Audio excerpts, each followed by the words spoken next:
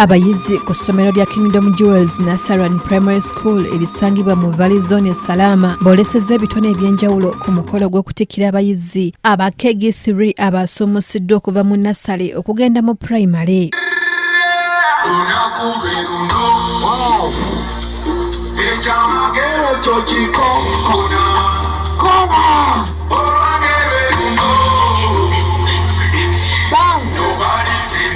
Akulira essomero lino muwanguzi Lawrence ayozezza abayizi b'ekibiina ekyomusanvu be batuuzizza omwaka guno mu bigezo by'akamalirizo ng'era bano be basookedde ddala mu ssomero lino okutuula ekibiina ekyomusanvu. Grade 7 candidates who are now in your vacation, I want to congratulate you for having completed and having reached that milestone.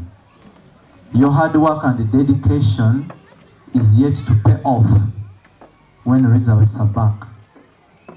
And with no doubt, you're gonna have brilliant results.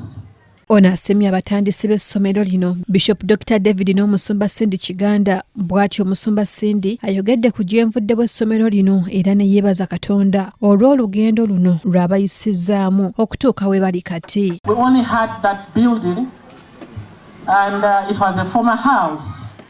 And we said we can take care of children because personally I love children. So we just did that for 1 month. And COVID came, hit the country, and the country was locked. Schools were shut down, everything. So we closed. But we had 19 children when we closed. So we resumed again in 2022 is when we fully started with the primary. So today we are here to say thank you, Lord, for the journey you have walked with us.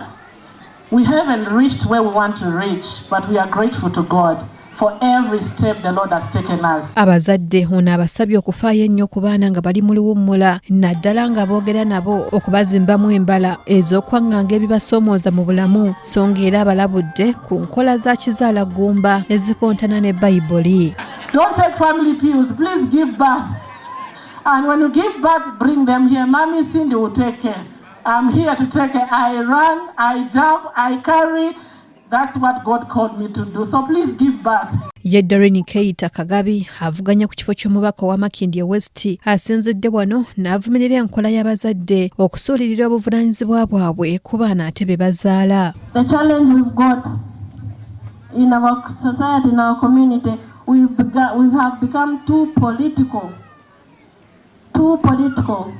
to acknowledge our responsibility and God's calling for us.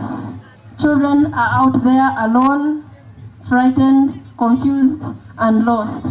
Mu kwogera kwe Omulabirizi Dr David Kiganda akubirizza abazadde okuweerera abaana ng'agamba nti okusoma ky'ekyobugagga ekisingayo kyebasobola okulekera abaana baabwe ekitasobola kubaggyibwako. A parent can give to his or to her child is education. I know as parents we tend to work a lot.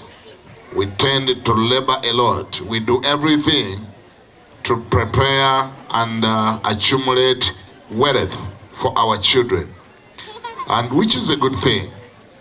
But I've come to discover that the only wealth that you can guarantee that even when you are gone, a child will find it around is not land, it is not buildings, it is not anything tangible, but education. Onera aliko n'entanda gy'asibiridde abayizi. Thank you for loving to study and encourage your parents every morning, even when you're still feeling sleepy.